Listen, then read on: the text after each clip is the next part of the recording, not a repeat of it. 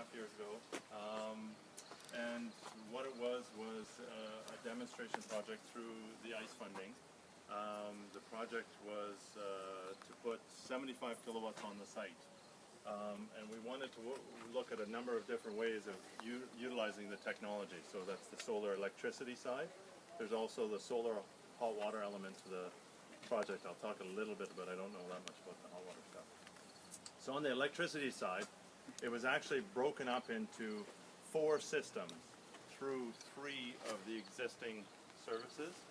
So the system on this building right here, the panels on that roof actually feed down into this equipment you see in the back of the room here, and inside these boxes there's actually batteries. So that has storage. So the solar energy actually comes into the batteries.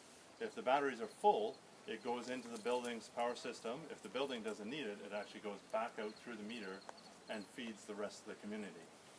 The benefit to having the batteries is, of course, when there is a power outage, you have that storage, and they're able to then draw from the batteries, and the building's main functions would continue to run through a power outage.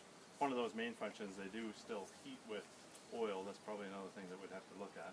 But at least the circulating pumps and stuff like that for the furnace would still run, whereas in a power outage, even though you have all this oil sitting there, you can't use it, because you still need that power.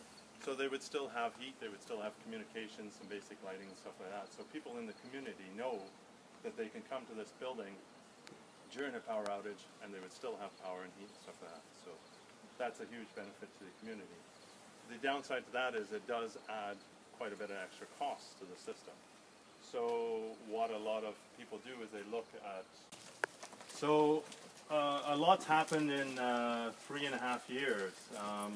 You know, the equipment prices have plummeted, and I'll talk about that when we're around in front of the solar panels a little bit more. But that's one thing that's happened in 3.5 years. But also there's been a lot more adoption of solar and connecting to the grid. You know, we did our first grid-connected system in BC in 1999, where the utility was just, you know, they were like, this is crazy. You can't, you know, produce power and put it onto our grid. You know, from a homeowner's perspective, a residential system was the first one, and they were like, this is insane, you know, but now that's come a long way. And this is a good example of where we used to be with BC Hydro. So this is a big disconnect switch that they wanted on the system before it goes to the grid. And that's because they were still, you know, even 3.5 years ago, we're still leery about the technology, so that they could come and throw a switch and put a lockout on it to make sure it's safe. Even though all the equipment is tested to CSA standards, which prove that if there's a power outage, it will disconnect safely.